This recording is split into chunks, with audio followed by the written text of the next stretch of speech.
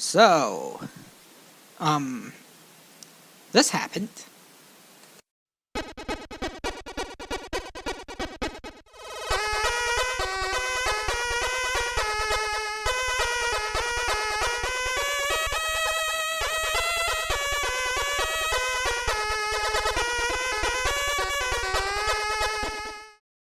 So, yeah, China also had blocked me on Twitter. No, don't worry, this video is not about me crying about that. I'm not that pathetic. Now, why did they do that? I don't know. Either for my response to their awful Deadpool 2 video, or because I tweeted a comment saying Walter from Awesome Comics is too good to work under Doug. Pick your choice. And seriously, would you rather listen to this? It's no secret I never got into this show, even as a kid. It was just so dumb. Or this? I don't know about you, but I love Power Rangers. This? How could anybody watch this piece of crap and actually expect to like it? Or this? Actually, this season was pretty good. I enjoyed it quite a bit. This? So dumb! Or this? I'm pretty big into this series through In Space, so if you want more Power Rangers talk, subscribe to my personal channel, youtube.com/awesomewalter. I have an unboxing video up over there that you guys will probably enjoy. No need to answer that. Oh yeah, before we get any further, I'd like to thank you all for all the response of my Deadpool 2 video. Yes, even the bad ones. I'd also like to give my thanks to Cinematic Venom for his little help of gaining some views, so thank you very much. Go check out his channel.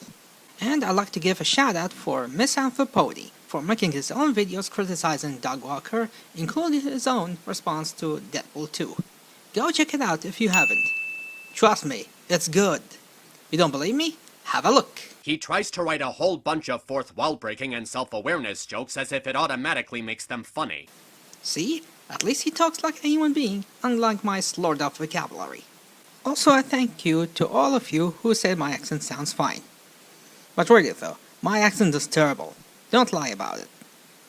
Now see?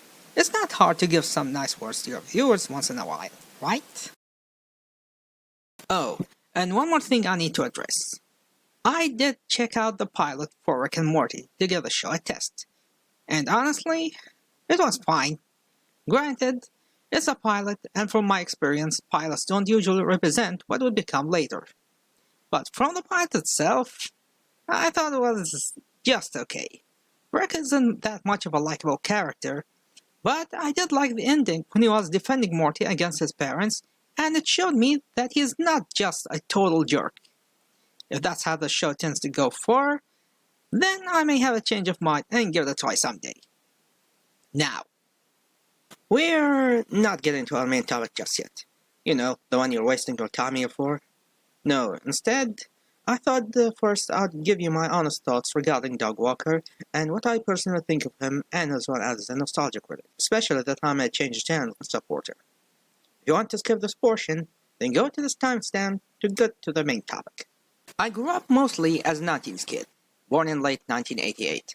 And since I speak with an accent that requires subtitles for you to understand, you can tell I'm not even American, or at least someone whose English isn't his main language. Therefore, I didn't grow up with the vast knowledge of American pop culture.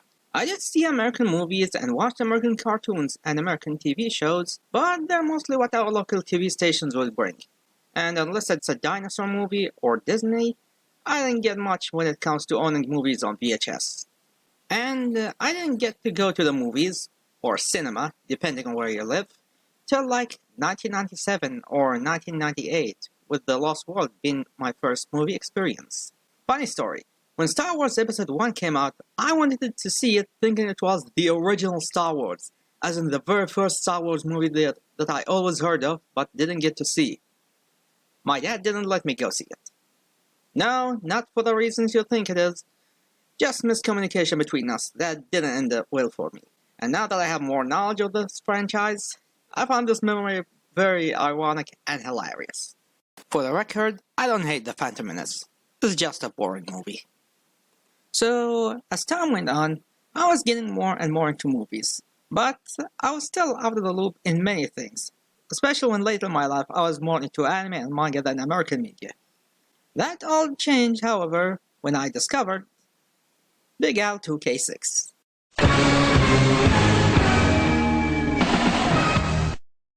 If you haven't heard of him yet, Big Al 2K6 was one of those earlier ranting-style video makers. Think of him as an earlier version of Mundane Matt, but angrier and nerdier. Wait, doesn't that make him Jim Sterling? Anyway, it's from there that I was introduced to both Nostalgia Critic and the Angry Video Game Nerd when he name-dropped them in one of his rants on people better than him at reviewing. And then I heard that name again in another video, and my interest was piqued. So I went to his website and found a list of movie titles, and decided to start with movies I'm familiar with, like The Lost World, Godzilla, and Home Alone 3. And I think Home Alone 3 was the first one, and I was really enjoying it. Yeah, I'll be honest and say I was a fan who enjoyed his work. I'm not one of those who followed him for years and say I never liked him in the first place, because that would be a huge lie. And since I watched all of his episodes, seriously, my knowledge of American pop culture was growing, and I became more familiar with actors and directors, and many iconic characters I've been missing for my entire life. So, in a way, I owe my love for movies to a Nostalgia Critic, and for a long time, I considered him a role model and an inspiration when it comes to movie critique. It's also thanks to his show that I was introduced to other shows like Atop the Fourth Wall, Fearless, Obscure Slooper, Cinema Snob, Bennett The Sage. No! You name it. It was all thanks to him, his site, and their crossovers. But then, around the 5th season, in 2012, I felt something was off. For starters, there were a lot of crossovers in that season, like a lot. Full-on crossovers and cameos of other producers. I don't know what it was, but it felt off to me. Then came his Scooby-Doo video with the rant that he started the episode with. At first, I thought it was like his usual silly rants like in his first commercial episode, but no, this was different. Meaner. More loathing than usual. I was seriously disturbed. Something was seriously off that day. Then it came down to this announcement. The Nostalgia Critic was ending. Too Boldly came and went, and my feelings were mixed. At the time, I thought it was an epic finale. Oh, the irony. But I couldn't help but feel empty in my heart that one of my favorite shows were over. But Doug did say he was making a new project he always wanted to do, so there was something to look forward to. And then came Demo Reel. I only watched one episode. Didn't watch the rest. It was terrible. I was disappointed with that direction and didn't look back. Oh, and there was also Pop Quiz Hot Shot. How could I forget that? Debone them, demagnetize them. It's gonna be quite delicious, actually. To be fair, that show was Mike Michaud's idea. And if TV Tropes was honest, then according to Doug's father, the guy didn't even know how game shows works. Yet Doug agreed to do it. Mike Michaud, when we were getting close to 1 year anniversary, it's just like, okay, we're flying a bunch of the producers in. Do something with them. So those were our orders. That's pretty much it. I mean, He's a very creative person. well, oddly enough, I actually sort of like those orders. It was the same thing with Ask That Guy. I mean, he just sort of called up, he's like, Do a show where you answer people's questions. Here's an advice. If you don't know how to make something, don't promise to make it. Otherwise, you'll end up with a disaster. Little more fish, boy. 60 seconds feels like a long time when you're catching a bunch of plastic fish. So yeah, at that time, the Nostalgia Critic was indeed dead. Until he announced to bring the character and the show back. Hello, I'm the Nostalgia Critic, and I'm back to remember it so you don't have to. When it was announced, I was excited, of course. Then the episode came, and we were able to see a new way in presentation. The show had become a merger between the Nostalgia Critic and Demo Reel. More characters interacting with Doug, playing different roles, and the sketches. The sketches were okay when it started. Some of them worked, and others didn't. But that's not the only thing changed about the new direction. Even Nostalgia Critic's personality was different. He became more bitter more cynical, more snidder, more egotistical, and a lot meaner. The old critic, or should it be the younger critic? His earlier self, when his face was rounder, was funny in a good way. Yes, he made fun of movies, but at the same time, his jokes weren't that mean-spirited, even when it was a really bad one.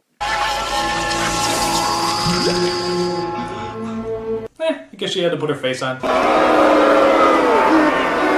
The current critic's humor is like he's making angry comments, not because it's what he thinks, but more like to draw a reaction from viewers. Oh yes, Pokemon fans, bring me your comments of anger. They nourish me. Here's a conclusion I made.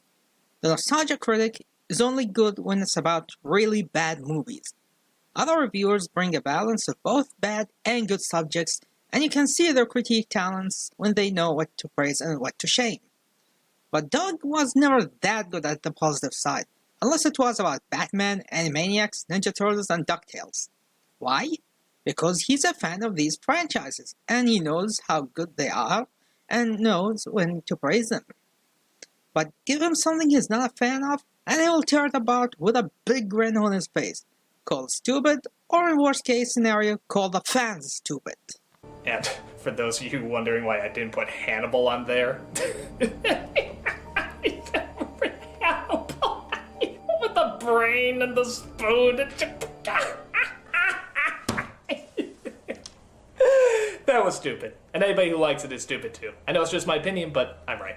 This is more apparent when he reviews something only he thinks is terrible, even when it's liked by the rest. So, which one is really better? The silly little kid version that no one remembers, or the super complex, dark and gritty grown-up version? What the hell are you people? And if only Nostalgia Critic was the mean one.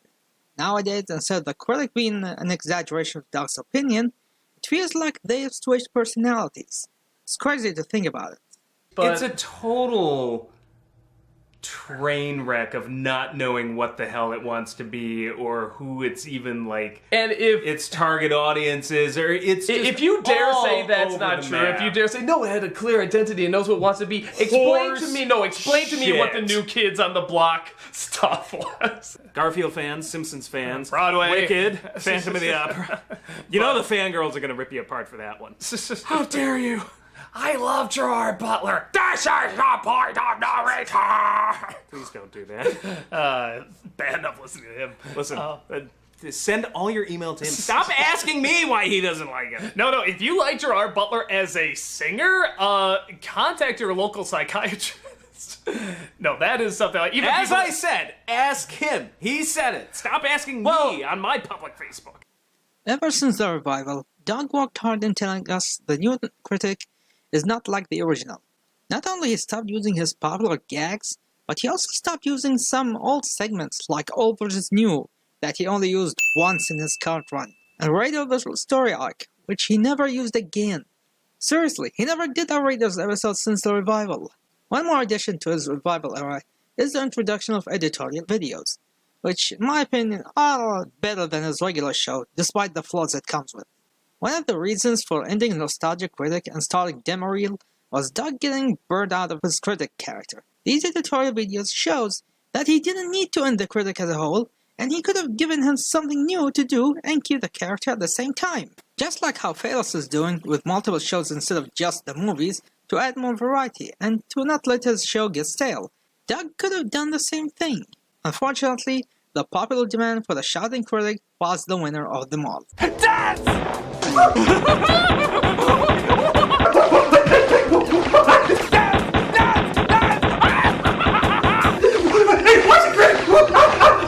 will never get tired of this. I think I went in my tooth!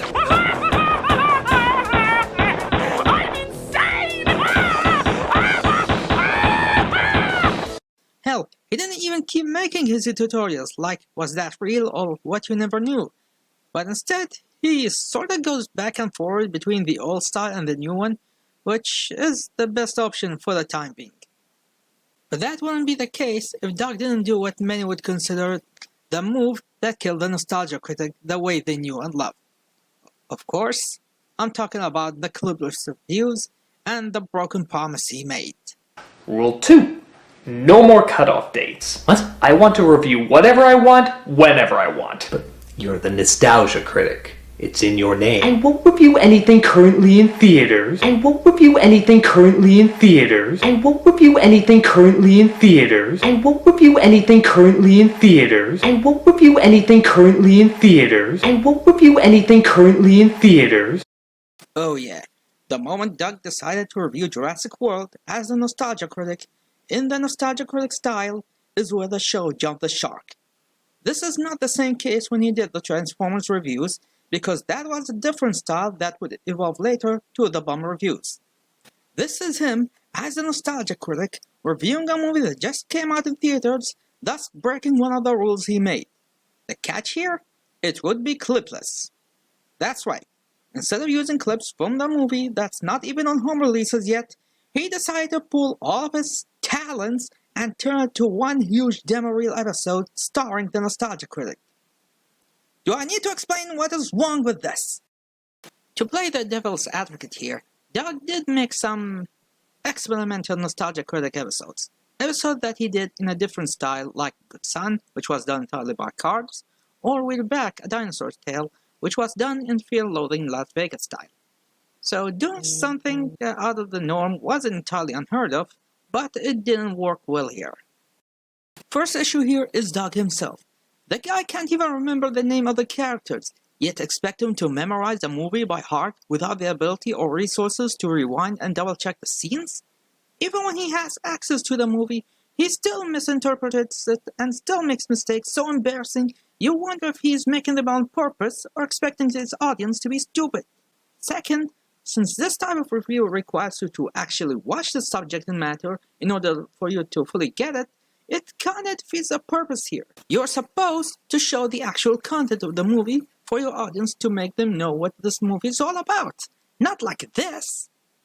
Another thing that makes the style terrible is, in addition to watching the movie beforehand, is the assumption that his viewers would prefer to watch the actual movie first, which means avoiding the new episode until they get to see to avoid spoilers, or terrible first impression if you ask me, which also means less views on the first day than usual. And if you want to add another fault to this style, is with the assumption that his audience managed to watch the movie beforehand. They are now able to catch even more faults than usual in comparison to a review of an obscure movie they never heard of, and I think I proved that point in my Deadpool 2 response. But let's go back to that day. Why did he exactly decide to do the clipless reviews?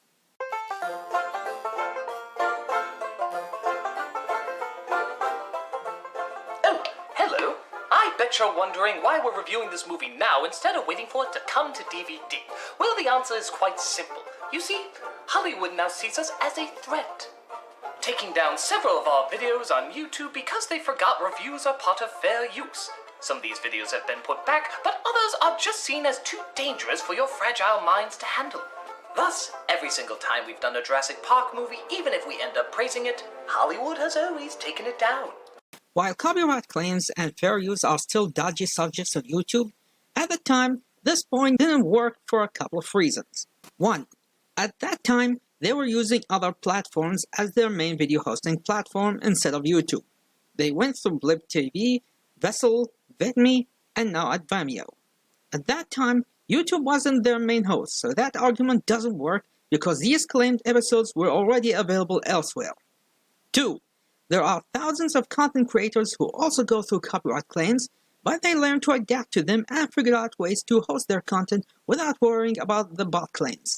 If they got claimed, then it would be a manual case and they can negotiate with the person who claimed their videos and settle with the deal, either to re-upload without the claimed content or drop the claims entirely in case it was a misunderstanding.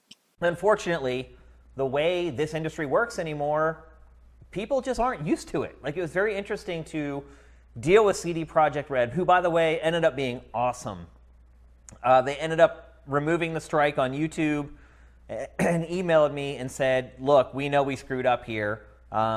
This is at least partially our fault. Other cases weren't that lucky, like Saberspark, who had to remove one of his videos to remove a strike from his channel. So I spoke to the guy who made the movie, And his argument is that enough of his movie is in my video where it's not fair use. And I'm just being real, just stating the facts. That's it. I don't want any witch hunting. I don't want any name calling or mudslinging, because I don't want drama. I'm just saying it how it is. I truly believe the video is fair use, but he does not. But we agreed that if he removes the copyright strikes, then I won't re-upload the video. Content makers aren't that stupid, especially those who worked in this field for years. But Mr. Glasses, I have a question. Why, if it isn't my good friend Mr. Puppy the Puppy. What's on your mind, Mr. Puppy? Hasn't Hollywood realized that by doing this, they look incredibly desperate and unprofessional? I mean, even your reviews of bad movies have led to higher sales due to your exposure. No, they have every right to claim what they consider infringement on their content. Some of them are more lax, yes, but in the end, it is still their content. It is still their product. And if they think they're being abused, then they got the right to take it down regardless if they brought more exposure or not. And yes, this goes to content creators themselves. For example, Allison, aka Lupa, is not allowing anyone to re-upload her a talking cat video, and she will come and personally demand it to be removed, because it's her content and she has the right if she wants it available or not. Again, this is where content creators need to be creative in presenting their content without getting claimed. Otherwise, none of them would stay where they are now. I mean, other creators had reviewed the same movies he did, but theirs are still available, and none of them got claimed. So what makes your case special? Afraid that some of your content to be lost forever? In that case, how about you start by re-uploading all your missing commentaries on your site, you lazy asshole? And if ad revenue is the problem here, well, you can start your own Patreon, like everybody else. Oh wait, that will be considered e-begging, and be insulting to the rest of the hardworking content creators on your site. As if that's gonna work anyway following your disaster of a campaign. Oh, Mr. Puppy, Hollywood has more important things to worry about than that. Well, what's more important than freedom of speech being threatened by insecure goons? Complaining how their freedom of speech is being threatened by a bunch of insecure goons. Comparing online reviewers to mad dictators. That's why Dog Walker is the smartest of all, right? You're kidding, right? But as we said before, the review must go on. Not what you said when you canceled your Matilda review due to fan backlash. Or when you canceled your Newsies review because Lindsay was going to do it first. Or when you canceled your Old vs. New World of Wars for not being good enough for an episode. Or when you canceled your Small Soldiers episode in favor of Scooby-Doo as your finale. Or when you suddenly dropped reviewing Follow That Bird midway through. Or when you decided to stop Demo Reel and bring back Nostalgia Critic even though that's not what you wanted to do. I mean, do they know the meaning of irony? So rather than do a review just to have it taken down anyway... They do remember Soap on Napster, right? We're going to reenact scenes from the movie to give you a better idea of what we're talking about. That you are better at parodies than college humor or smush? But Mr. Glasses, the clips allow people to judge the film for themselves. Won't your reenactments leave an emotional, even bitter mark on the material being reviewed? None! None whatsoever. You get what I mean about his ego? Like, seriously, this is why you lose fans and viewers. This pure, unadulterated ego of yours. This pretentious attitude is why your haters grow more and more. This holier-than-thou persona is why nobody takes your words seriously. And your failure at your own work doesn't back you enough to let that slide. Gee, I guess the only thing we can do now is wait for Hollywood to finally grow up. Or you start to grow up and grow a spine to go against Michal's self-destructive suggestions and not to do everything he thinks is a great idea. I'm not holding my breath, so enjoy our incredibly unbiased review of Jurassic World. Unbiased review, he says. So I guess we're finally gonna talk about the review itself. By the way, Jurassic Park is my most favorite movie franchise of all time. It was the movie that made me love the movies. I read the original book by Michael Crichton, played many of his games, including the best light gun arcade game, a one-of-its-kind fighting game, the Telltale game, and not to mention the PlayStation 1 game, which was my first PlayStation 1 game. Didn't own a lot of toys, didn't have a shrine for the franchise, but I still love it from the bottom of my heart. The first movie wasn't perfect, but I'll always treasure it. The Lost World is one of the more divisive sequels, but I think it's pretty underrated. Yeah, it got hurt a bit by the editor's chopping block, taking away a lot of character development moments and other scenes that fills in what many consider plot holes. The tone was more cynical compared to the first movie that took more a whimsical feel to it, but it made it stand out. But what many seem to ignore about this film is this part got the best dinosaur action in the entire franchise. From the hunting scene, the multitude attacks of the Tyrannosaurs, and some of the best action moments of the Velociraptors. Oh, and did I mention this was the most violent entry of the franchise? At least until Jurassic World? Jurassic Park 3 is so far the weakest entry, I'll admit that, but it's still far from the worst. Not to mention that after the latest tidbits regarding the history of the island and dinosaurs, I came to appreciate it even more. The biggest weakness was the jarring tone and mood whiplash that takes you out of the moment or making things too contrived. On the plus side, the Spinosaurus. I'm one of the few who did not hate it, and agreed with the makers that having the Tyrannosaurus as the main bad dinosaur will make it boring the same way Superman movies had Lex Luthor, or in case of Superman 3 a Lex Luthor XP, than any other villain. And hey, by taking the T-Rex out of spotlight, it made us want it more than ever, and we got it. Other positive things are the Velociraptors. The big one and blue might be my favorite individual raptors, but I very much love the portrayal of the raptors of this movie, not to mention their unique designs. And how could we not mention the Pteranodon birdcage scene, another signature scene from this bad sequel. In the middle of it, we've been waiting for a Jurassic Park 4 for ages. Does anybody remember the dreaded human-dinosaur hybrids? Thank God we didn't get those. No, instead, we got Jurassic World. And it was great. I loved it. It's my second favorite of the series. And for the apparent problems everybody is having with it, I didn't mind them. It wasn't a horrible movie, it moved the franchise to a refreshing path, and that's all what I asked of a sequel that's part of my most favorite franchise of all time. By the time of this video, Jurassic World Fallen Kingdom is still in theaters, and I liked it a lot. Without getting to spoilers, this was a big game changer the franchise needed for a long time. And the ending sets up one of my most desired plot points from the first novel that I've been waiting to see adapted to the big screen. In other words, I thought it was excellent. And then this bozo comes along and thinks he knows better than we are. Let's get into it. You heard the man. Reviewing the Jurassic Park movies has been a big tradition around here, and we're not gonna let Hollywood stop it. Since when was reviewing Jurassic Park movies a tradition? It never was. Your theme months are a tradition. Your Halloween months are a tradition. Your Christmas months are a tradition. Jurassic Park? No. Stop lying to yourself. The movie opens up with our main star of the film. Not Chris Pratt as Owen, not Bryce Dallas Howard as Claire, not even really the dinosaurs. No, the star of the movie is the park. No, that's not how the movie opened. You're done. Just stop. Go home. You're drunk. The movie began with a hatching egg, followed by a bird, followed by the Mitchells. What, were you late for the opening scene and didn't bother to rewatch the movie again?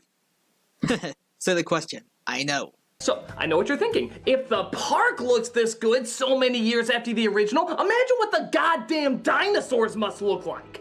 It's been 22 years since the first film's groundbreaking effects, so how the hell are they gonna look now? They suck. Like, wow, do they suck!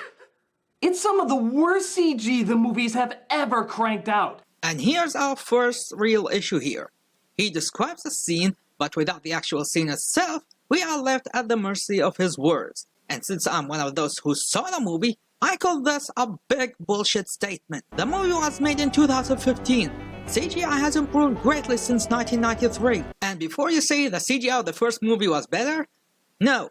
I'm sorry to say this, but the effects of the first movie hasn't aged well, and it's more apparent now with crystal clear high-def releases. The dinosaur CGI effects looks too plasticky. They stand out when compared to the blurry VHS footage, and if you look closely, you can even notice when they don't match the shadows on the grounds. What many consider the CGI parts are actually the animatronics and puppets. And they look real because they are real, but when they switch to the CGI models, they are more noticeable. And by the way, it's kinda hard to convince us about the effects when you're waving a paper dish on a stick. And this is supposed to be an analytic review. There's a scene where a kid is looking at dinosaurs through a viewfinder, which, by the way, you're 13. What the f*** are you doing looking through a viewfinder? I don't know. You're 40-something years old. Like you're doing with a VHS. And even they look more three-dimensional than the ones in the movie. And you wanna know why? Because it was really there. It was really f***ing there. I mean, okay, they're little models and they don't look very convincing, but I feel like I can touch them. You want to touch them? Here, go and hunt these physical models that you can touch. I'm pretty sure they're in a garage somewhere. Don't take too long, though. They might melt before you get to find them. And here's the thing. I'm actually not anti-CGI. I mean, Ex Machina, she looked like a real robot. Madagascar totally made me believe that David Schwimmer could act. But with the other Jurassic Park movies, they use animatronics and CGI. This fools the eye. It makes it more of a grand illusion. We've gotten too used to CGI. So when we see it, we know it's CGI and we know it's not there. Except, as I stated, the CGI of the first Jurassic Park look more fake now and it's more obvious. But here's the other weird thing. They said they use animatronics in this movie. Yes, they did. Models and animatronics were used in the movie. Haven't you seen any behind-the-scenes documentary that wasn't Batman? They CG'd over the animatronics.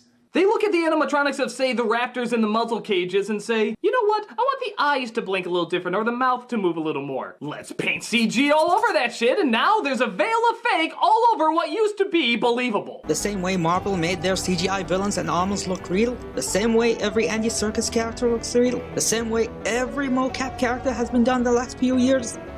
Now don't take it the wrong way. I love practical effects. The Alien Queen and John Carpenter's The Thing are some of the most amazing practical effects ever. But people have this weird conception that having practical effects automatically makes a better movie. Well, Garbage Pail Kids prove that idea wrong.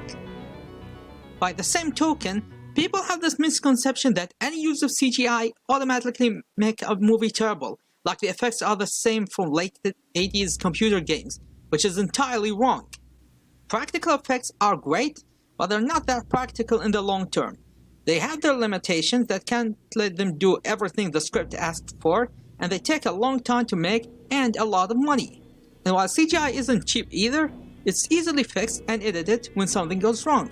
But if an animatronic fails, the filming is put on hold till they get to fix it, or in worst case scenario, remove it completely. One tragic example is the robot character Chameleon from Doctor Who 5th Doctor era. He was supposed to have a bigger role in the series, but sadly his designer died in an accident and didn't leave behind any notes on how it was operated. So unfortunately, it went underutilized.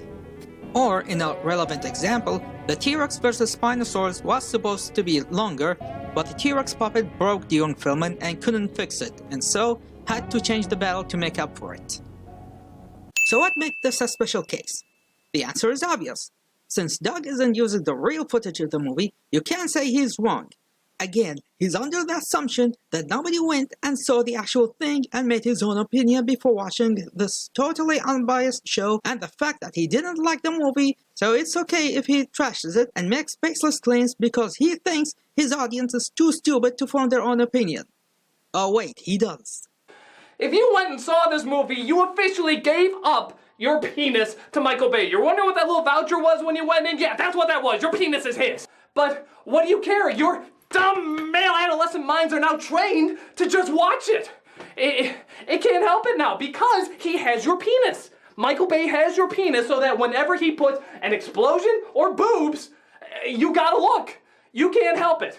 And why are you sticking to this point when you spent your entire life pointing out films with far worse effects than this AAA movie? You already reviewed movies with far worse effects than this, so don't pretend the effects here are even remotely close to their level. Or are you working on the motto of believing your own lies till you convince yourself that you're telling the truth? But I know what you're thinking. Who cares? If nobody should care, then what's the point of that rant? Isn't that self-defeating? Oh my god, this black chick who's a white chick is a white chick. The hell does that even mean? The CEO of the park named Simon and the manager of the park named Claire tried to figure out how to fix this. We need to up the sales. I need you to make me a dinosaur so badass that if it escaped, we couldn't possibly stop it. Do you think it's racist to have an African guy playing an Indian with a terrible Indian accent? Obviously that's the case since Malcolm isn't white. Also, why is Tamara portraying Claire like she's a hooker with an outfit and camera shots emphasizing her breasts? Aren't you the same guy who keeps bitching about Michael Bay sexualizing his female actors, yet you are doing the same thing in the name of parody? And how do you take this and turn it to this? Once again, taking things out of their context and warping the movie to match your poor eyesight and deliver the wrong idea of the movie and expect us to buy it. Okay, now we're talking. We've seen raptors and stegosauruses before. This is creating a brand new dinosaur specifically to look awesome. They don't have to follow any rules. It's not like they did before anyway. I mean, the Dilophosaurus, yeah, you nailed that. But they're using science to create whatever the hell they want. By God, imagine what you could do with this. The body of a T-Rex, the wings of a pterodactyl, the neck of a brontosaurus, the head of a triceratops, lions for hands! And hey, just to sell more tickets, give it bazooka boobs. Come on, we're clearly in bullshit science here. We can do whatever we want. Oh yay, congratulations for discovering Chaos Effect, that toy line that didn't live enough to give us the Ultima Source. Congratulations for discovering what every Jurassic Park fan knew already. Yay! What does this monstrous, terrifying, abomination of science look like? A big raptor. I'm a new dinosaur. Hey, did you know Doug got a terrible record with animals? No, really, he is terrible with animals. It has been acknowledged in his third ERod's video, and obviously he didn't get any better. It's a cat, it has spots, whatever. Again, minor mistake, but they're worth bringing up. Minor? How would you like it if I called these things a rabbit, a turtle, a good Super Bowl campaign? I wouldn't care. I would! I mean, come on. He can't tell apart real animals, so you expect him to know extinct animals? A big raptor, huh? Let me ask you something. Does this look like this? No need to answer, because you are not as stupid as he is. The Indominus Rex does not look like a giant raptor. It looks like what it is, a theropod/carnosauroid. The Utahraptor was a giant raptor. The highly inaccurate Megaraptor from the Warpath game was a giant raptor. This is not a giant raptor. Even the made-up name is a bore. We're calling him Indominus Rex because it's easier to pronounce. You know what's even easier to pronounce? Coke 2, and that's what I'm calling him. I'm calling him the Coke 2-asaurus. Hey, did you know the Indominus Rex was originally going to be called Diabolus Rex? Which in my opinion is a much cooler name. Oh yeah, I've been following the production news because I'm a fan and someone who cared enough to actually follow them. Archiving them is also a good idea. There was also this fake leak that came before we get to see how it looked like, and thank God it was fake. I don't want Dino Crisis 3 abominations in my Jurassic Park franchise. And by the way, since Doug loves the game of calling things names, I'm from now on calling him Goombah Critic. Hey, they openly admit it's trying to be something bigger and badder than the T-Rex, but it looks so boring and fake, it can't measure up. Boring and fake, huh? You know what else is boring and fake? Your show. Your backgrounds and running scenes are much faker than the effects of the guy who you accuse of half-assing your two bodily flea effects. So, Phelan, that eye effect you did, were you half-assing that one, or? True dat, yo. You should have done that explosion.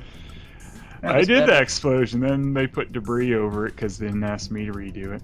But actually, to Coke 2's credit, it can do some cool things, like camouflage, lower its body heat, which, of course, the scientists have no fucking idea about. Oh my god, we've watched him from birth, kept him in captivity, and know everything there is to know about him. How can we possibly know everything there is to know about him? Of course, scientists had no idea what the final result would be. It's a new experiment, and as new experiments go, they don't know what to expect until after they get the finished results. That's how science works since the beginning of science. Of course. Don't you know anything about science? Scientists do not predict the unknown. That's why we have what we know as speculation, theories, estimations, testing. The Mythbusters couldn't tell how their tests would end because they were never done before. Of course. Don't you know anything about science? Even in the original novel, they mentioned that they didn't know what the resulted dinosaurs would be like until after they were born because they didn't have the scientific records on what DNA strand can produce or if it was compatible to begin with. Of course. Don't you know anything about science? Are people under the assumption that scientists automatically gain the knowledge of what they're creating and all they do is just applying what they think of and get the result in one try on purpose or something? Okay, what is God waiting for? for scientists to realize that they should do things on purpose. On purpose? Hey, how about I test and see how flammable the comic is on purpose? Ah! No, apparently his science is as authentic as a first grader who skipped all his science classes. Tree frogs can modulate their infrared output. We use strands from their DNA to adapt her to a tropical climate, but I never imagined... Who authorized you to do this? You did.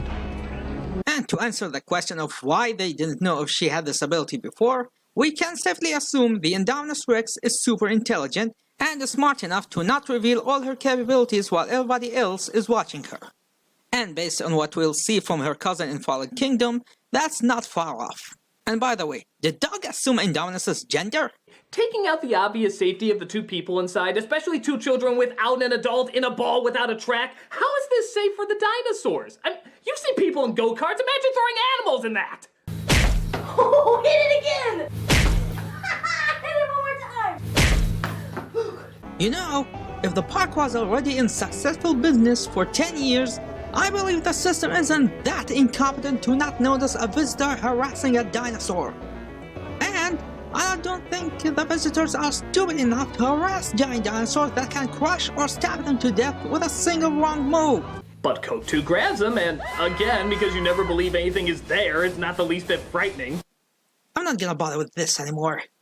So Claire tells Owen, the raptor trainer, about her missing kids in Coke 2. Oh, after they share some amazing on-screen chemistry. We did it once, remember? Sure do. And that's it. That was the on-screen chemistry. Oh my god, dumbass critic. Just how desperate are you to lie for the sake of a joke?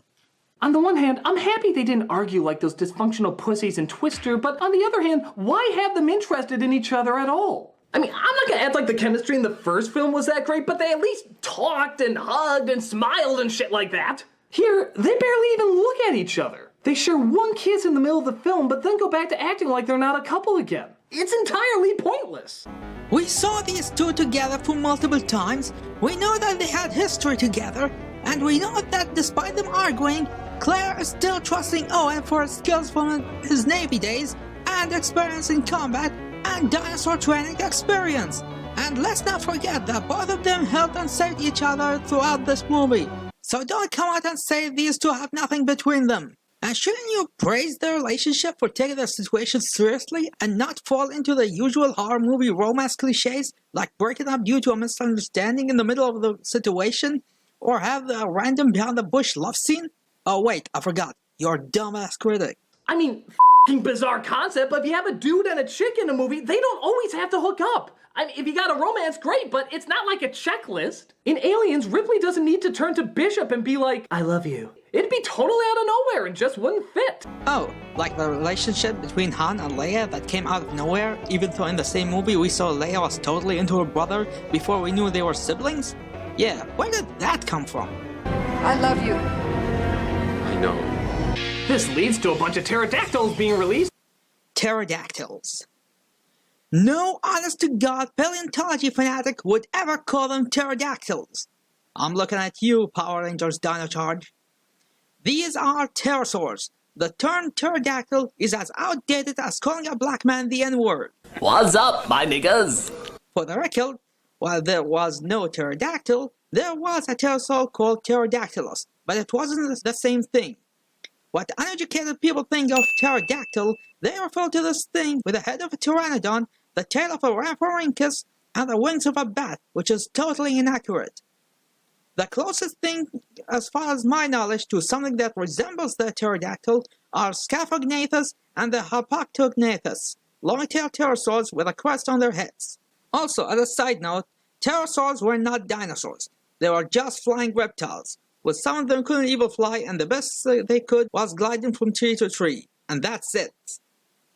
No, wait a minute. That's not it. Wait, there was a pterodactyl in here that had like a T-Rex's head. I don't know what that was about, but it was amazing! More of that, please, God! These are Dimorphodons. They were real creatures, and they had the honor to appear in the PlayStation 1 game as enemy creatures before they were introduced in the movie universe. We've seen dinosaurs eat scientists and people with guns in the jungle, and we're sick to death of it. Here, even though it's obviously fake, it still looks really cool. I ask once again, if they were cool despite your claim of them being fake, then what was the point of that rant at the start of the video? It's like if you kept telling us, don't eat this cake, it's ugly looking, and then you tell us by the end of the day, but they taste good. What's the point of the argument?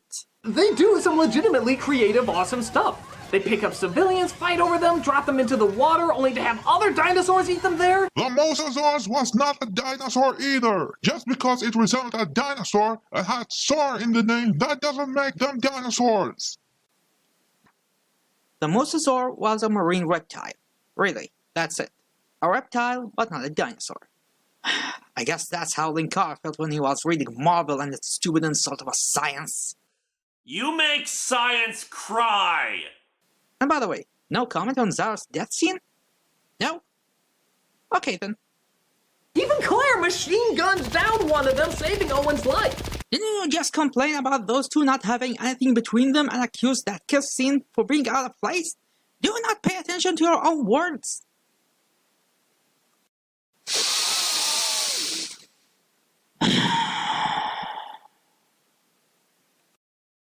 Okay, let's get serious for a moment here. Doug, I have a serious question to you. Are you mental? I'm not trying to make a joke here. I'm asking a serious question. Do you have any mental issues you're not telling us about? It's a known fact that you are a workaholic. We've heard stories of you working for days without eating anything, and that you accept anything Mike Machado asks you, even if you didn't want to. One time you were so frustrated that your computer stopped working and punched the wall because you were afraid of a delay. You made your Jamie and the Giant Peach video while so jet-lagged from your travel instead of relaxing and work with a clear mind. You've told us many times how bad you are at numbers and at business, and the fact that you can't remember names right. Lust for glory.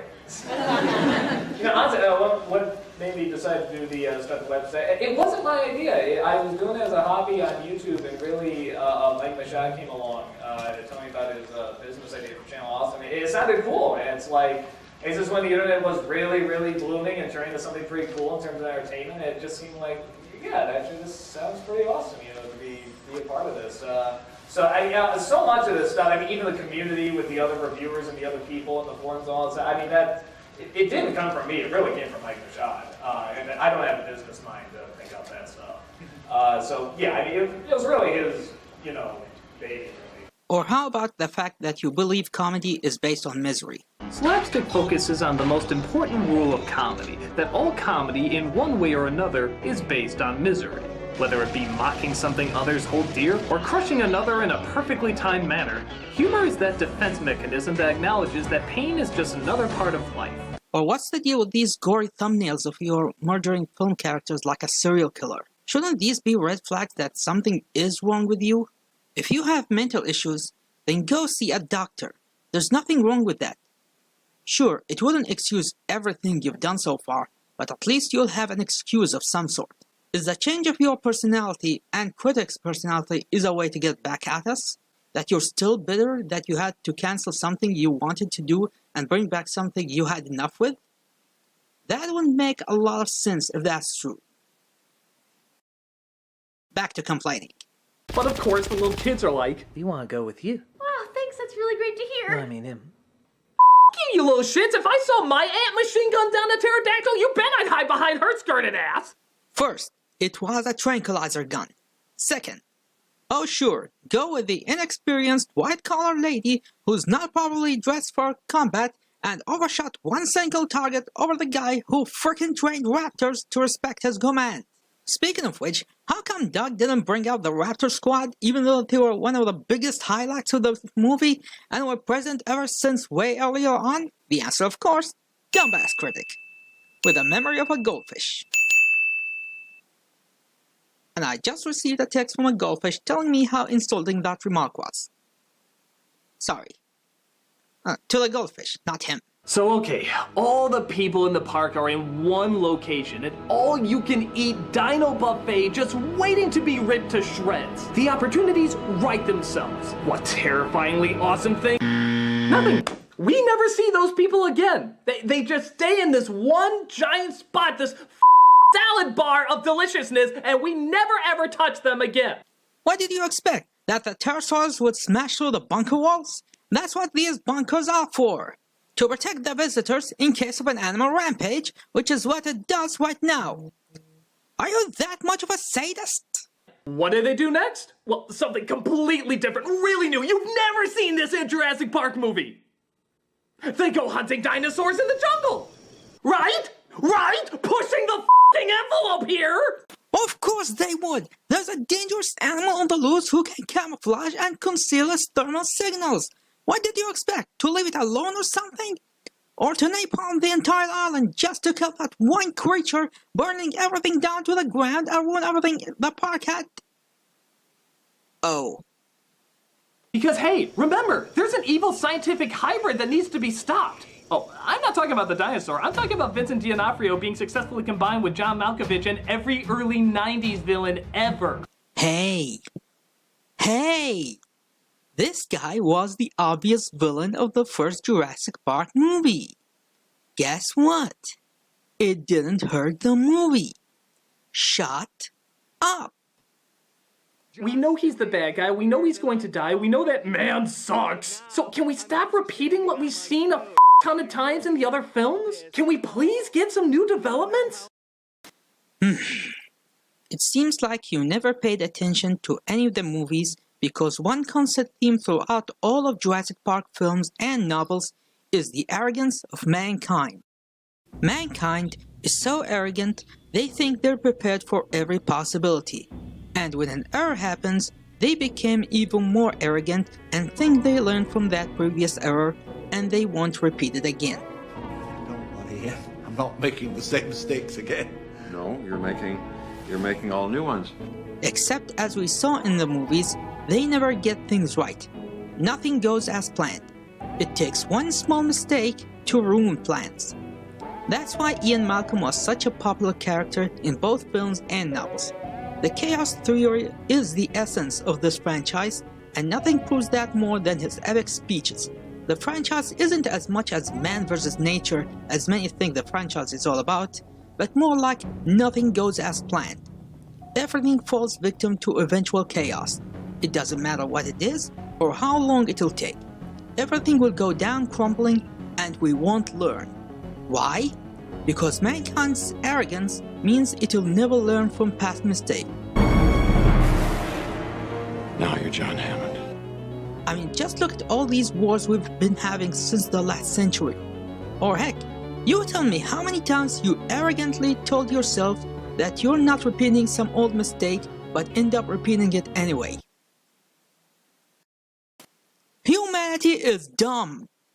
What am I talking about? One of the biggest developments in the film is coming up. And I mean, this is like a huge twist they've been building up. They used the raptors to find Code 2 and somehow think these tiny things are gonna take it down. As you can probably tell right now, I'm not exactly an animal expert. This is a failure in two levels. One, while it's not confirmed if dromaeosaurids were social species as they're depicted in fiction, we already saw even smaller creatures take down larger prey in the same franchise. One cancelled ending for Jurassic Park 3 was to have the raptors attack and kill the Spinosaurs, but it was rejected in favor of the ending we got. 2. Even real-life animals can take down larger prey and ask the hyenas and African hunting dogs. This is not the newest scientific discovery. When they finally put 2 and 2 together, and remember, this is a big shock. My God, that dinosaur that looks like a raptor, acts like a raptor, sounds like a raptor, and moves like a raptor. I think it's part raptor! I think it's a giant raptor. Like, that's the big twist! I mean, are you and I'm not giving away anything with that, because anyone with half a brain cell could look at this and say, it's just a big raptor, but no, they kept it secret from us. You just got to look at it! It's a giant raptor! And its arms like the raptor, and it's a face like a raptor, it moves like a raptor, it sounds like a raptor, it's a raptor! If it looks like a raptor, talks like a raptor, it's a raptor! No. No. No. No!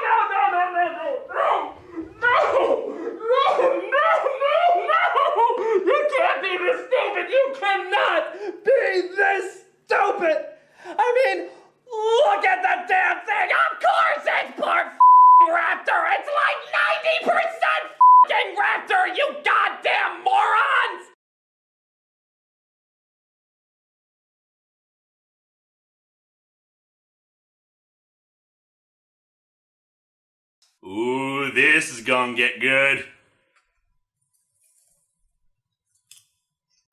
No. The moron in question is you, mister. For you just pushed the Jurassic Park nerd button. Since it has been confirmed in the movie the I-Rex got raptor DNA, let's ignore that and compare the following notes. Does the Indominus Rex look like a raptor? We already answered that. Does the Indominus Rex move like a raptor?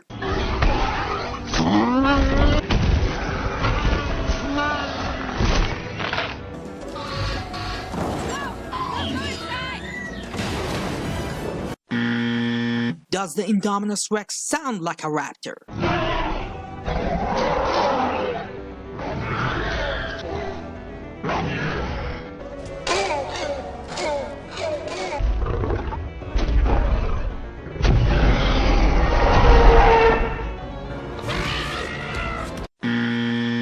Congratulations! You gained a triple F. But we're not done here. Oh no. Do you know why was this reveal a big deal? Because when you have an animal that doesn't look like a common animal. It's not a real dinosaur. No, it ain't, kid. With both of its data classified. So what's this thing made of? The base genome is a T-Rex, the rest is classified. You made a new dinosaur, but you don't even know what it is? Then of course it'll make the reveal a big deal. Next thing. According to two official sources for what the I-Rex is hybrid of, the official Jurassic World website and Universal Pictures Tumblr page, and while they have some slight differences, here are the creatures listed and what they play. Tyrannosaurus Rex for the base body and jaw strength, Giganotosaurus for the sides, Carnotaurus for the horns, a combination between Majungasaurus, Rugops, and Abylosaurus for the skin, Therizinosaurus for the arms, Velociraptor for the intelligence, Pit Viper for thermosensory, night vision, and jaw articulation, tropical frogs for body heat, and cuttlefish for camouflage. And there are rumors they also use human DNA in the formula to make it even smarter. You'll also notice that they left the source for the opposable thumbs as secret. Some say it's from the rumored human DNA, others say it's from a primate, but personally, I'll go with the Troodon theory since it's a dinosaur with an opposable thumb and it was already part of the Jurassic Park lore. That means the Indominus Rex is a combination of at least 11 known creatures in one, not including the rumored human DNA nor the Troodon theory. And as stated before, it does not look like a raptor because it was not the template used here. The Indoraptor from the sequel, on the other hand, is a giant raptor because that used a raptor as the main template. So congratulations, dumbass critic. You keep digging your own grave, the more bullshit you pull out of your ass. And you failed miserably. So, big shock, a raptor attacks D'Onofrio off screen where he's PG-13 to death.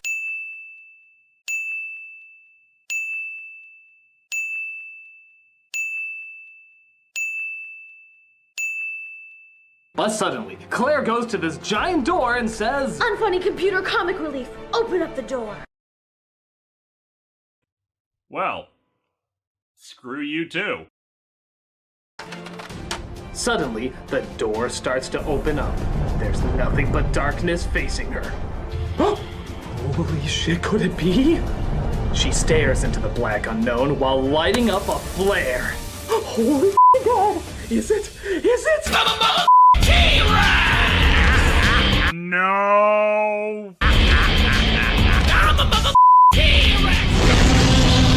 Boy, did that toy not age well. Thank God for Mattel of all companies to make better dinosaur toys than frickin' Hasbro of all companies. It's the mother T-Rex! No! Shut up! You don't deserve to celebrate till return the same as the real fans of the franchise who grew up with and passionate waited for this installment, you bloody hack! You're like that one asshole who cuts the line, disregarding all those who patiently waited for their turn. This fan service moment is not for you, who never cared for it in the first place. Go to hell! Hang on, if we're gonna do this, we gotta do this right. Oh, hello. John Bailey, I know you're used to doing the honest trailer voice on your own reviews. No, he's not bailing you out of prison for original crimes. You're done here, sir. I need a voice as epic as yours to narrate the climax of Jurassic World. The mother T-Rex scene? Done. His check bounced later. The T-Rex then says, "You cannot defeat such awesomeness." Wait. The T-Rex is female, isn't she? Well, she's a female who happens to sound like Optimus Prime. You don't sound like Gary Chuck. Get the hell out of here. You and Ironhide were supposed to be a team. Or did you forget that? Give me a break. If you want to ignore my orders, then I have no choice but to send you back to your mother. You wouldn't. Try me. Your opponent roared. Then the mother T-Rex roared. Then a mechanical T-Rex came in and burned them alive. Okay, I know that didn't happen in the movie. Really? Because I assumed with your malfunctioned brain you'd believe it did. That cool Jaws dinosaur you saw earlier comes up and eats the living hell out of that piece of shit. Reminder, Mosasaurus is not a dinosaur.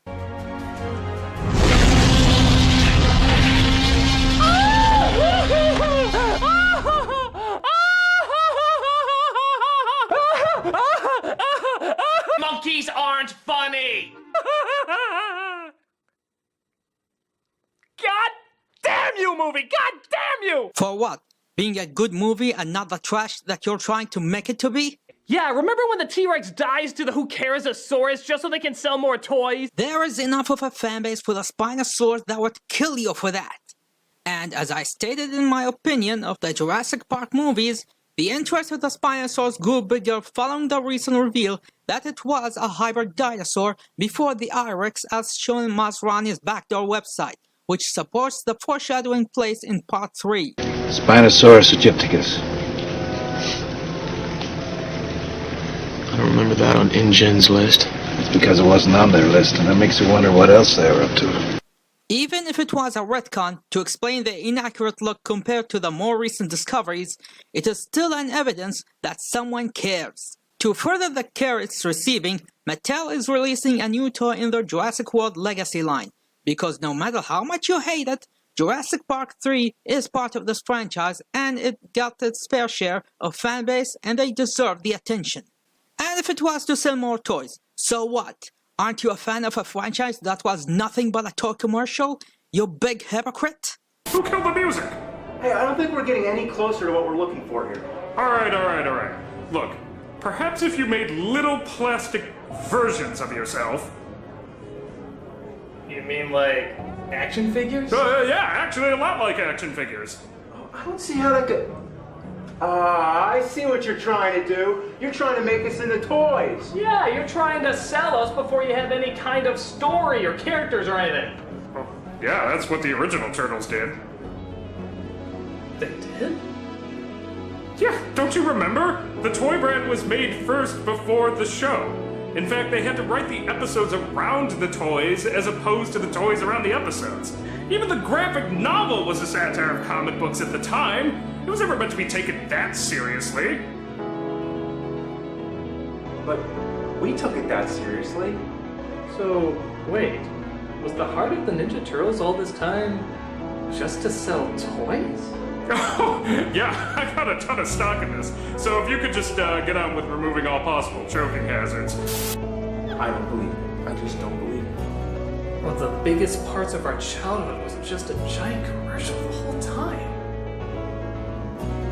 Maybe that's what it was meant to be, but not how it turned out. Huh? Look at all the ideas that have lasted over the years, like Batman and Superman. There's so many different versions because the ideas struck a chord with people. You think Ninja Turtles will do the same? It already is. Actually, you're right. There's so many variations of it. It's like Alice in Wonderland or Christmas Carol. Everybody has their own interpretation of it. Maybe that's the best way to look at this movie. It's stupid and kind of manipulative, but it's not the final word in the franchise. It's just another version. There'll be tons of different varieties to come in the future, all of them with silly, over-the-top moments, but that's part of what we loved about them in the first place. Just say the title, Teenage Mutant Ninja Turtles. It's a goofy idea, and always will be. Some versions get more wrong than others, but that's part of the fun too, comparing them. April can be a grown woman, or a 15-year-old girl, or a 15-year-old girl, but they're always adding something new while trying to stay true to what was so crazy about the original. It's not the untouched perfection that makes it last, it's the constant changing interpretation of other artists.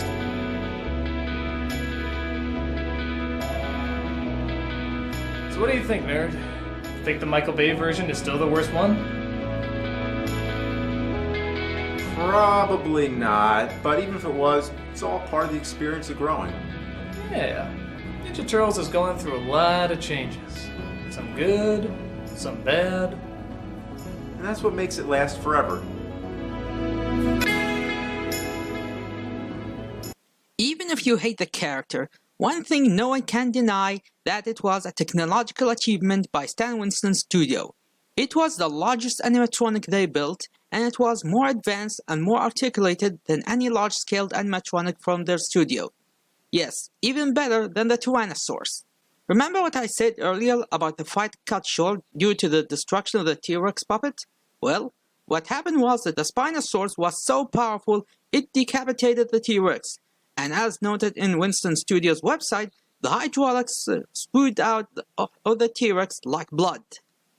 It's unfortunate no footage of this exists because I so want to see it. Then he goes on and on about this being an excellent movie, like he made an amazing discovery that no one cares about. It's like Frost Nixon. The majority of the interviews aren't very good, but the last few minutes practically makes up for all of it. I guess really the film's not the worst. I mean, it is well acted, looks nice, and does have some remarkable scenes.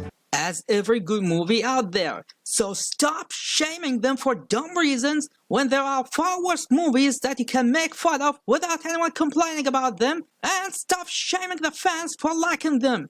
You don't talk for us, and you don't decide what we like or not. I guess as the films go, it is the second best out of all of them, but given the other two, that's not a phenomenal feat.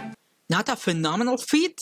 Can you name a sequel that was made years later after the previous installment that was actually good both critically and financially and managed to top Marvel at the box office and not a hack job like Alien Covenant? If you can't answer that, then shut up. A lot of choices they make do still piss me off, but I'm not gonna be shocked if other people like it.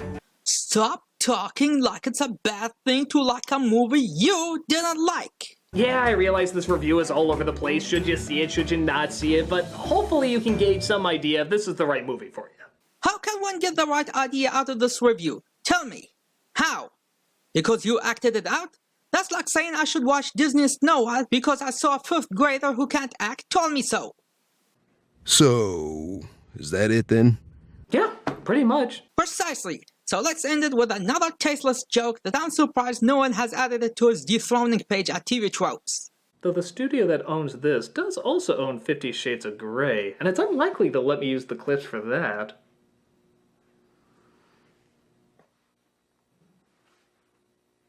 No!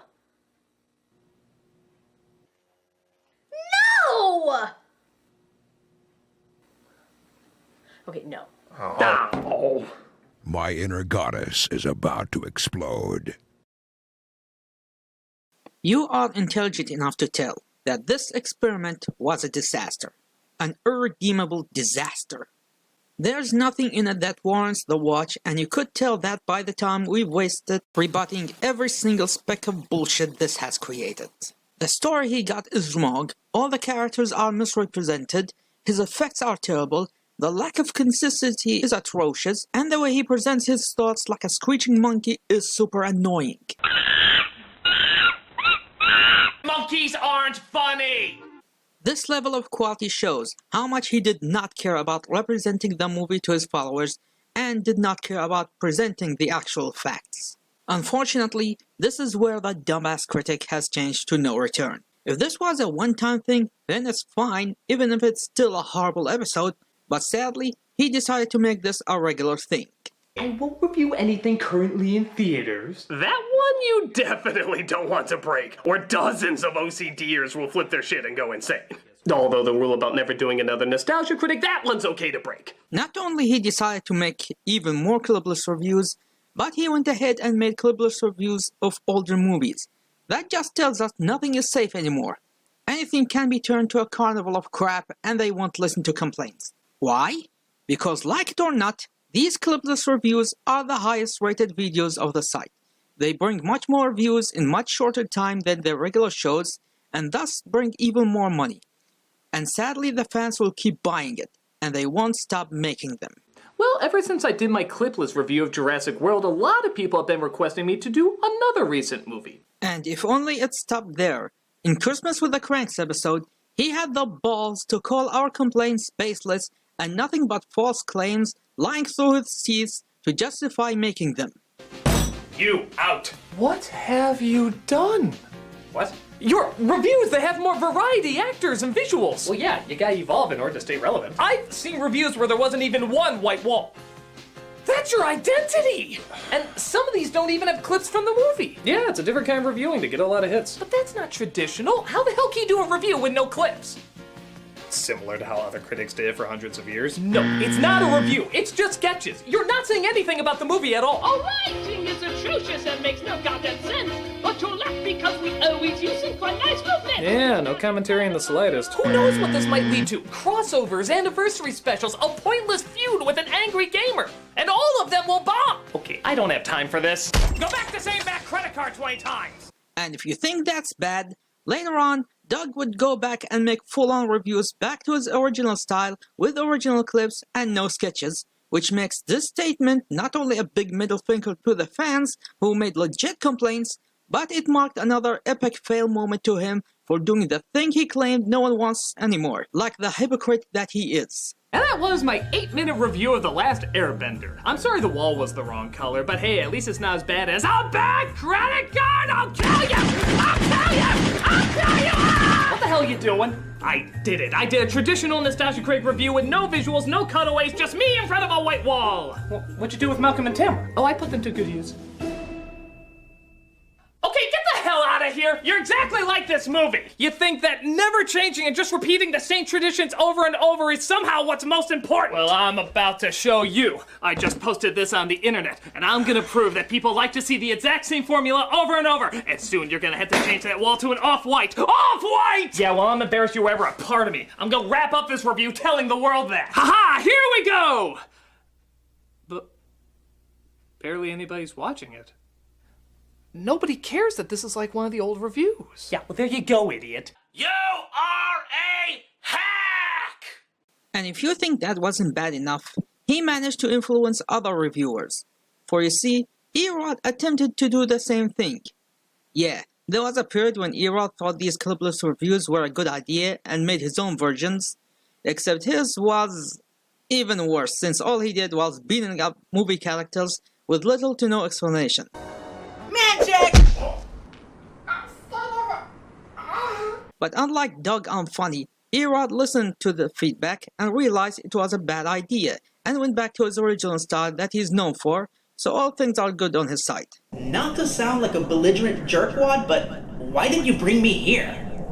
For an entire year, you have failed to fulfill your duties as the Blockbuster Buster. What, are you kidding me? I have been doing the job that you so graciously bestowed upon me 8 years ago! I am afraid you have not. Your task was to voice the rage of fanboys everywhere, one film at a time. Which is exactly what I've been doing! No, you have not. You have been carrying out your own agenda and abusing your powers. You made your mission personal. The only thing I'm upset about is ERod's team not being able to do more because unlike Doug's crew, these look like nice people. And they're currently working on his 300th episode. But not for Doug though. With each clipless review, it gets worse and worse. When James Rolfe brings Lloyd Kaufman to have a fun time together commenting on a bad game based on one of Kaufman's movies, Doug brings in Maurice LaMarche and Rob Paulsen to say the F word and make Pinky cry. even though every Pinky and the Brain fan knows this is highly inaccurate. Or he wastes Dante Basco's guest starring in his Avatar Top 11 in a stupid chase scene instead of interviewing the actor who worked on the show on his opinion on his chosen episode. There were some attempts to replace the footage of his attempts at acting with footage from the source material to make it closer to a regular DC episode, but that only makes things worse because what we see from the actual source material doesn't match with what he says, and that makes things more jarring than ever. Even Claire machine guns down one of them, saving Owen's life. But of course the little kids are like, we want to go with you. Oh, thanks, that's really great to hear. Another reason for the loss of Dumbass Critic's appeal is he used to focus on obscure and forgotten movies from his childhood and from before my time. Now that he is reviewing more modern titles, the charm is lost since I'm more familiar with the newer stuff, and a lot of them I had already formed my own opinion about them. Things aren't good these days either, especially after Change the Channel movement when he lost a majority of his fans and all their sponsors, so he resorted to use cheap shots, like releasing that horrendous Deadpool video exclusively on YouTube only, and filled it with Rick and Morty fan pandering, and making more clickbaiting titles to draw in the lowest common denominator of an audience. The audience that doesn't care how Doug and his company ripped off and exploited their co-workers and fans for years. The audience that dares to call the victims liars for not talking about it until it happened. The audience that bring unrelated incidents to the mix to make the victims look bad. The audience that doesn't care how Doug and his company not only protected a sexual predator, not only exploited his suicide, but to use his secret as a distraction from their situation at the time. The audience who laughs at these insensitive jokes. One thing I've learned in all my years is that nothing ever works out just the way you want it to. Like sometimes an actress dies in between films and you have to Dumbledore the shit out of it. Any of you crybaby shit pants got a problem with that? You can take it up with me!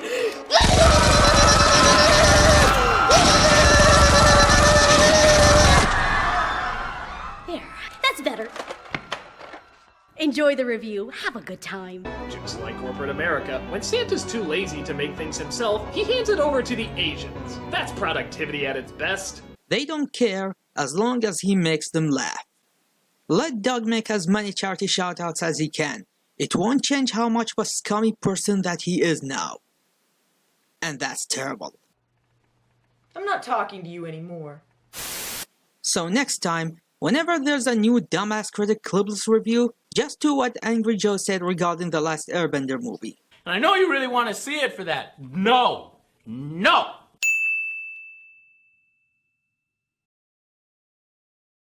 And instead, go support real content creators who will thank you for your support and will give you what they promise in return. Hey everyone, Gaijin Goombah here, and today I'm happy to present the very first episode of Witch Ninja, chosen by you guys, the loyal patrons who have helped keep the show alive.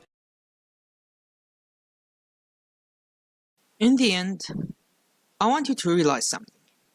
I'm not saying all this because I'm a hater. I'm saying this as a fan who used to love and respect Doug's work, and got hurt when he turned out to be a scumbag. There is still chance though. All we want is one simple apology. That's it. An honest, sincere apology. Some bridges are long burned, yes, but there is a chance to forgive Doug if he would just accept his faults and says sorry to everyone who he wronged. It's not that hard to say. Hello, I am Lanny Pator of Team 4-Star, and I want to take a brief moment to deeply apologize to the good people at Toei Animation. That's on me, and I'm very sorry. Gomen nasai.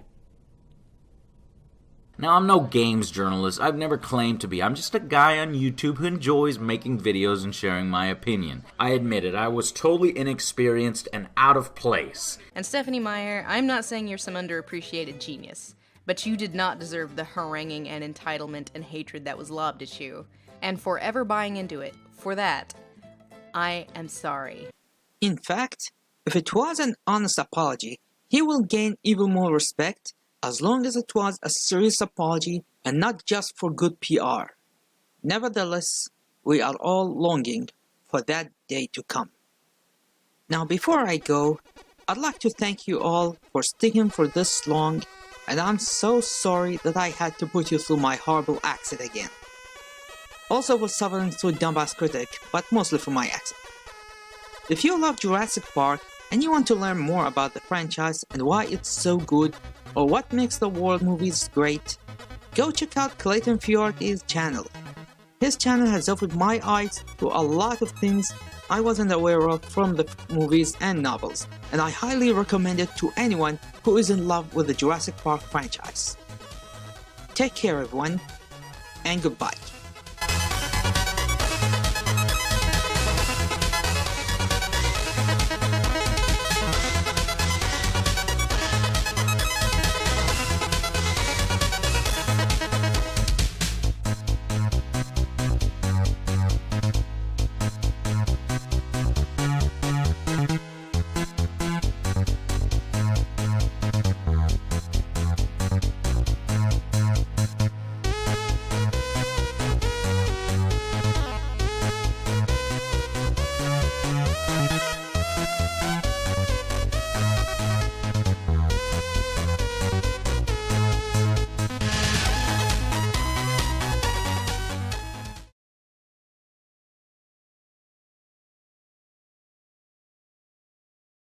Jack, say my name. Is my name Alan?